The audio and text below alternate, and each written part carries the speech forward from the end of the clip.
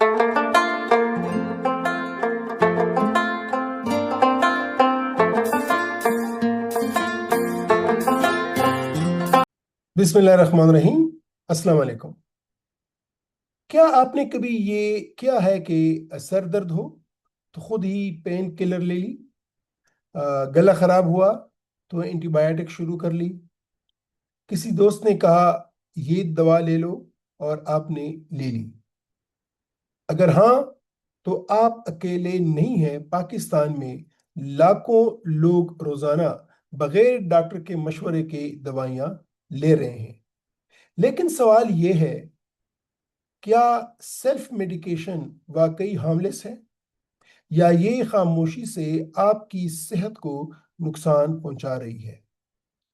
नाजरीन, आज की वीडियो में हम देखेंगे सेल्फ मेडिकेशन क्या है, क्या इसके कोई नुकसानात हैं, और आया कोई ऐसा मौका है कि जहाँ पे, या ऐसी सिचुएशन है कि जहाँ पे हम सेल्फ मेडिकेशन करें। सेल्फ मेडिकेशन का मतलब है बगैर डॉक्टर के मशवरे के खुद से दवाई ले लेना, या किसी के मशवरे पर दवा इस्तेमाल करना। आपको कोई तकलीफ हो गई, आपको कोई मसला हो गया और आप डॉक्टर के पास नहीं गए, या तो फार्मासिस्ट से पूछा या अपने घर के किसी बड़े से पूछा और उसने कहा ये दवाई ले लो, और आपने वो दवाई ले ली और उसको खाते जा रहे हो। सवाल ये है कि ये सेल्फ मेडिकेशन इतनी आम क्यों है पाकिस्तान में? सेल्फ मेडिकेशन बाहर के मुल्कों में बहुत मुश्किल है। पाकिस्तान में इसलिए ये आसान है कि पाकिस्तान में सेल्फ मेडिकेशन के लिए खुद दवाइयाँ लेनी है, और कोई भी दवाई फार्मेसी से आसानी से मिल जाती है। तो आप फार्मेसी चले जाते हैं, कोई किसी दवाई के का डिमांड करते हैं और वो बगैर डॉक्टर का नुस्खा देके वो दवाई आपको दे देते हैं। एक और कॉन्सेप्ट है, एक और ख्याल है कि पहले भी ये दवाई ली थी, अब भी ले लेते हैं, चलो क्या होता है, ये दवाई तो मैं अमूमन ले लेता हूँ। अमूमन मरीज समझते हैं कि जी इससे वक्त और पैसे की बचत का हो जाएगी। अगर हम डॉक्टर के पास जाएंगे, टाइम लेंगे, उसकी फीस अदा करनी पड़ेगी, हो सकता है वो टेस्ट करवा ले और फिर दवाई लिखेंगे, तो क्यों नहीं ये दवाई खुद शुरू करूँ, मेरा टाइम भी बच जाएगा, मेरे वर्क से छुट्टी भी नहीं लेनी पड़ेगी और मुझे इंतज़ार भी नहीं करना पड़ेगा, और डॉक्टर की फीस भी बच जाएगी और मैं ये दवाई ले लूँगा। तो इस वजह से भी सेल्फ मेडिकेशन काफ़ी आम हो गई है। इसके अलावा ये सोशल मीडिया और लोगों के मशवरे, ये भी सेल्फ मेडिकेशन का बहुत बड़ा, उसकी बहुत बड़ी वजह है, और इसकी वजह से लोग सेल्फ मेडिकेशन पे आ जाते हैं। अ, अगर मैं ये कह रहा हूँ कि सेल्फ मेडिकेशन नुकसानदेह है, तो सेल्फ मेडिकेशन के क्या क्या नुकसानात हो सकते हैं, आइए मुख्तसरन इसका जायजा लेते हैं। सबसे पहले तो ये कि गलत तशखीस, रॉन्ग डायग्नोसिस। अगर आप सिम्टम को ट्रीट करते हैं तो इसमें असल बीमारी छुप जाती है। मसलन अगर किसी को सर दर्द है, तो सर दर्द की मुख्तलिफ वजूहत हो सकती हैं। उसकी कान की बीमारी हो सकती है, नाक की बीमारी हो सकती है, आंखों की बीमारी हो सकती है, साइनस हो सकते हैं, दिमाग के अंदर का कोई इशू हो सकता है, ब्लड प्रेशर ज़्यादा हो सकता है, मिग्रेन हो सकता है। लेकिन अगर कोई भी आप दवाई ले लें, सर दर्द तो ठीक हो जाएगा, लेकिन उसकी जो वजह है सर दर्द की, उसका वो मालूम नहीं हो पाएगी। और वक्त के साथ साथ अगर कोई ऐसी बीमारी है जो दायमी बीमारी हो गई है, वो वक्त के साथ साथ खुदा न खास्ता बढ़ती जाएगी, और एक ऐसा टाइम आ जाएगा कि फिर उस बीमारी उस स्टेज में होगी कि जहाँ उसके काफ़ी मसाइल हो चुके होंगे। लिहाजा सेल्फ मेडिकेशन का एक बहुत बड़ा नुकसान ये है कि जो ओरिजिनल या एक्चुअल बीमारी है वो छुप जाती है, वो मास्क हो जाती है। इलामात जिस तरह के मैंने कहा वक्ती तौर पे ठीक हो जाते हैं, लेकिन बीमारी अंदर से अंदर बढ़ती रहती है। इसके अलावा हर दवाई के साइड इफ़ेक्ट्स होते हैं, मुज़र असरात होते हैं, और ये मुज़र असरात आपके मैदे पे भी हो सकते हैं, गुर्दे पे भी हो सकते हैं, जिगर पर भी हो सकते हैं, ड्रग एलर्जी भी हो सकती है। तो कोई भी दवाई आप लें, कोई भी दवाई ऐसी नहीं बनी जिसके साइड इफ़ेक्ट्स ना हो। बेज़रर से बेज़रर दवा की भी साइड इफ़ेक्ट्स लाज़मी होते हैं। अगर किसी दवाई के साइड इफ़ेक्ट्स नहीं है, तो इसका मतलब है कि वो दवाई ही नहीं है। लिहाजा साइड इफ़ेक्ट्स भी सेल्फ मेडिकेशन के हमने देखे हैं, मरीज़ अपने तौर पे दवाई ले लेते हैं और फिर वो साइड इफ़ेक्ट के पास हमारे पास आ जाते हैं। एक और जो कॉम्प्लिकेशंस हैं वो ये है एंटीबायोटिक रेजिस्टेंस। अमूमन लोग एंटीबायोटिक्स लेते हैं बगैर प्रिस्क्रिप्शन के, बगैर ये मालूम किए कि एंटीबायोटिक्स, हर एंटीबायोटिक एक जैसा नहीं होता। इसके डिपेंड करता है आपको कौन सा एंटीबायोटिक चाहिए, डिपेंड करता है कि हम ڈاکٹر کے خیال ہمارے خیال میں، یا وہ کون سے جراثیم ہے کہ جس نے آپ کو وہ انفیکشن دی ہے، یا آیا یہ انفیکشن ہے بھی کہ نہیں ہے. تو اگر آپ غلط اینٹی بائیوٹک لیں گے تو اس سے ہوئے گا کیا کہ وہ بیکٹیریا ریزسٹنس پیدا کرے گا.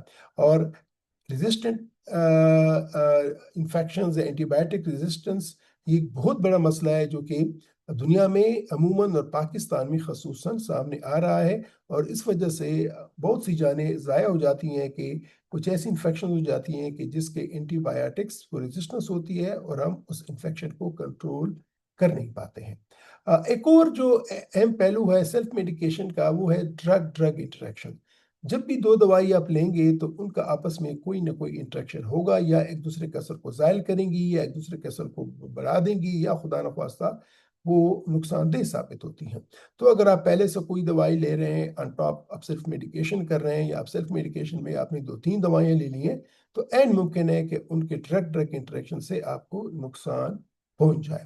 اور ایک اور چیز کہ کچھ ایسی بیماریاں ہیں کہ جن میں ایک قسم کی دوائی نقصان دیتی ہے، دوسری دوائی اس کو فائدہ مند دیتی ہے.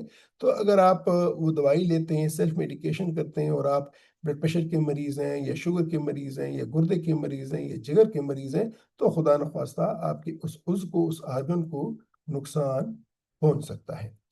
ایک اور اہم بات جو کہ غلط فہمی ہے پاکستان میں، وہ یہ ہے کہ یہ تو عام دوا ہے، کوئی مسئلہ نہیں ہے، یعنی یہ تو ہر کوئی استعمال کرتا ہے تو اس کا مطلب ہے کہ یہ سیف ہے.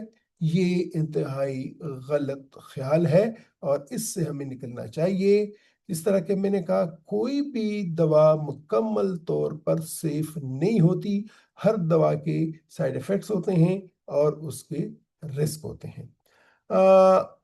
تو سوال پیدا ہوتا ہے، کیا سیلف میڈیکیشن بالکل نہیں کرنی چاہیے؟ جواب ہے نہیں. سیلف میڈیکیشن بھی ایٹ ٹائمز کی جا سکتی ہے، لیکن کچھ مخصوص حالات میں. مثلا اگر آپ کو کوئی معمولی سر درد ہوا، یا کوئی 1-2 دنوں سے کوئی مسئلہ ہو گیا، اور وہ اتنا سیویئر مسئلہ نہیں ہے جو کہ آپ کو آپ کی ایکٹیویٹی کو لمٹ کرے، تو پھر آپ کچھ میڈیسن لے سکتے ہیں. یا مثلا کوئی شخص ہے جو اس کو میگرین ہے، اور اس کو بار بار ہیڈک ہوتی ہے، اور اس کی ڈائگنوسس ہو گئی ہے، اور وہ کوئی اس دوائی سے اس کی میگرین ٹھیک ہو جاتی ہے، تو اگر اس کو پھر لگ رہا ہے کہ مجھے ٹھیک ہو رہا ہے، تو وہ دوائی اپنے طور پہ لے سکتا ہے. ہم عموماً کہہ دیتے ہیں، اگر فار ایگزامپل بلڈ پریشر کا مریض ہے، اور اس کا بلڈ پریشر اس نے چیک کیا کہ زیادہ ہو گیا ہے، تو پھر وہ بلڈ پریشر اس وقت ہم کہہ لیتے ہیں کہ اگر آپ کا زیادہ ہو رہا ہے تو یہ گولی ڈبل کر دیں، یا ایک دوسری ڈوز بھی لے سکتے ہیں. تو اس وقت پہ یہ ڈاکٹر کی اجازت سے یہ الاؤڈ ہے. تو اگر میں خلاصہ کروں تو سیلف میڈیکیشن میں آپ کیا کریں؟ تو ایک تو یہ ہے کہ کبھی بھی اینٹی بائیوٹکس خود سے شروع نہ کریں. اینٹی بائیوٹکس کا استعمال ہمیشہ ڈاکٹر کے مشورے سے کریں.